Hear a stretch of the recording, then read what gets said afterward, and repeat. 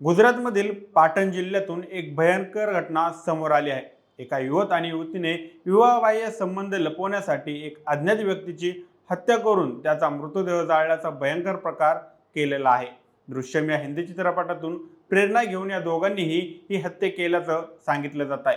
ही घटना पाटण जिल्ह्यातील जाखोतारा गावात विवाहबाह्य संबंधात अडकलेल्या एका तरुण आणि तरुणीवर एक मध्यमवयीन व्यक्तीचा खून केल्याचा आरोप आहे। त्यानंतर त्यांनी आणखी भयानक कृत्य केलं। त्या पुरुषाची हत्या करून त्या मृतदेहाला प्रेमसंबंधात अडकलेल्या तरुणीचे कपडे घालून त्याचा मृतदेह जाळला। या प्रकरणात तो मृतदेह खुनी तरुणीचा असल्याचं भासवण्याचा प्रयत्न होता, पण तो अपयशी ठरला। त्यानंतर पोलिसांनी आरोपित तरुणी आणि तरुणाला अटक केली आहे। पोलिसांनी या प्रकरणी 22 वर्षीय गीताबेन आहिर आणि 24 वर्षाचा भरत आहिर या दोघांना अटक केली आहे। जेव्हा या गुन्ह्याबाबत तथ्य समोर आली तेव्हा पोलीस अधिकाऱ्यांनाही धक्का बसला, कारण हत्या करण्यामागचा हेतू फक्त एक मृतदेहाला गीताबेनचा मृतदेह असल्याचं भासवणे हाच होता। त्याची हत्या करण्यात आली त्या व्यक्तीला या विवाहबाह्य संबंधाबद्दल काहीच माहिती देखील नव्हतं। तो या दोघांना ओळखतही नव्हता, मात्र त्याचा यात नाहक बळी गेला। पोलिसांनी जेव्हा हा मृतदेह सापडला तेव्हा त्यांनी आजूबाजूच्या गावांमध्ये त्याचे फोटो पाठवले। त्यानंतर त्यांना समजलं की मृत व्यक्तीचं नाव हिरजीभाई सोलंकी आहे। तो भटकंती करत आपला उदरनिर्वाह भागवत होता। मृत हिरजाबाई सोलंकी हा दलित समाजातील असल्याचं सांगितलं जातं। याच भयानक प्रकरणावर नजर टाकूया व्हिडिओच्या माध्यमातून। नमस्कार, मी सनी आणि तुम्ही पाहताय दैनिक राज्य लोकतंत्र। आतापर्यंतच्या पोलीस तपासात समोर आलेल्या माहितीनुसार काही वर्षांपूर्वी गीताबेनचं लग्न सुरेश आयर नावाच्या व्यक्तीशी झालं होतं। गीता ज्या ठिकाणी कामाला जात होते तिथं भरत आहिर नावाचा एक युवकही काम करत होता। या दोघांमध्ये गेल्या काही काळांपासून प्रेमसंबंध निर्माण झाले होते। याची माहिती सुरेश किंवा त्याच्या कुटुंबियांना नव्हती। भरत आणि गीताने पळून जाण्याचा प्लॅन केला होता, परंतु गीताला शंका होती की ते पळून गेले तरी नंतर सुरेशचे कुटुंबीय त्यांचा शोध घेऊन तिला पुन्हा सुरेशच्या घरी पाठवतील। म्हणूनच त्या दोघांनी ठरवले की जर सुरेशच्या कुटुंबियांना गीताच्या मृत्यूबाबत माहिती मिळाली तर ते त्यांचा शोध घेणार नाहीत। म्हणून भरत आणि गीताने एक योजना आखली।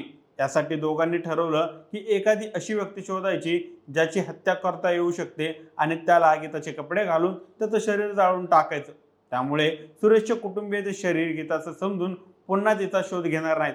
पोलीस तपासामध्ये असं दिसून आलं की यासाठी भरत एक पुरुष किंवा महिलेच्या शोधात होता। सोमवारी म्हणजे 26 मे रोजी दुपारी सुमारे 3 वाजता भरत पाटणच्या आजूबाजूच्या गरामडी, सातंडी, वैभा अशा गावांमध्ये अशा व्यक्ती शोधत निघाला होता ज्याला मारून त्याचं शरीर गीताचा मृतदेह म्हणून दाखवता येईल। वैभा गावातून जात असताना 60 वर्षे वय असलेला हिरजीबाई सोलंकी नावाच्या व्यक्तीनं त्याला पुढच्या शेतात सोडण्याची विनंती केली। पाटण एलसीबीचे पोलीस निरीक्षक राकेश उनकर यांनी माध्यमांना सांगितलं त्या शेतात भरतने हिरजीबाई सोलंकीचा गळा दाबला। यामुळे हिरजाबाई बेशुद्ध होऊन पडले। यानंतर भरतनं हिरजाबाई यांना एका दोरखंडानं दुचाकीला बांधलं। भरतने तो मृतदेह गीता आणि सुरेशच्या घराजवळ आणून ठेवला। तरी सुमारे 1 वाजता गीता कपड्यांसह झांजर म्हणजेच पैंजणाचा एक प्रकार आहे आणि 1 लिटर पेट्रोल घेऊन आली।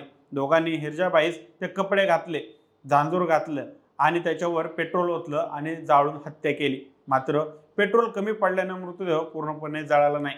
पाटणचे पोलीस अधीक्षक VA नाईक पत्रकारांशी बोलताना म्हणाले, खरं तर भरतला जास्त पेट्रोल आणायचं होतं, पण हत्या करण्यासाठी त्याला व्यक्ती लवकर सापडली नाही, त्यामुळे तो पेट्रोल आणू शकला नाही। पोलीस तपासानुसार हिरजाबाई सोलंकी याचा मृतदेह गीता आणि सुरेशच्या घराच्या मागे जाळण्यात आला होता। त्यामुळे कुटुंबाला गीताने आत्महत्या केली असं वाटलं। मंगळवारी 27 मे रोजी सकाळी सुरेशला घराच्या मागे अर्धवट जाळलेला मृतदेह मिळाल्यानंतर त्यानं पोलिसांना कळवलं। मृतदेहावर गीताचे कपडे आणि झांजर सापडल्यानं पोलिसांनी गीताबद्दल तपास सुरू केला। तेव्हा त्यांना ती गायब असल्याचं समजलं। अधिक तपास केल्यानंतर पोलिसांना समजलं की शेजारी राहणारा भरतही गायब आहे। पोलीस म्हणाले, आम्हाला माहिती मिळाली की हे दोघे एकमेकांवर प्रेम करत होते आणि कदाचित दोघेही पळून गेले असतील। तपासादरम्यान पोलिसांना भरतची बाईक राधनपूरमध्ये सापडली। पोलिसांनी विविध पथकं तयार केली आणि अखेर या दोघांना पालनपूर बस स्थानकावर पकडण्यात आलं। हे दोघे जोधपूरला जाण्याच्या तयारीत होते। पोलिसांनी दोघांनाही अटक केली आणि तपासादरम्यान संपूर्ण कट उघडकीस आला। दरम्यान या घटनेचे संपूर्ण सत्य बाहेर येण्यापूर्वीच काँग्रेस आमदार जिग्नेश मेवानी यांनी एक व्हिडिओद्वारे गुजरातमधील सर्व दलित कार्यकर्त्यांना सोलंकीच्या कुटुंबाला मदत करण्यासाठी पोहोचवण्याचे आवाहन केलं होतं। राज्यात सध्या दलित समाजावर अत्याचार वाढत असल्याचा आरोप त्यांनी केला होता। दुसरीकडे पोलिसांनी तपासादरम्यान अशी कोणतीही माहिती समोर आली नसल्याचं म्हटलं आहे. आता प्रेम आंधळं असतं ही बाब पचते, पण प्रेम असं निष्पाप लोकांचं बळी घेणारं असतं ही गोष्ट न पचणारीच आहे. या संपूर्ण घटनाबद्दल तुम्हाला काय वाटतं? तुमची मते आणि प्रतिक्रिया आम्हाला कमेंट करून नक्की कळवा आणि जर राज्य लोकतंत्र चॅनलवर नवीन असाल तर चॅनलला नक्की सबस्क्राईब करा. धन्यवाद.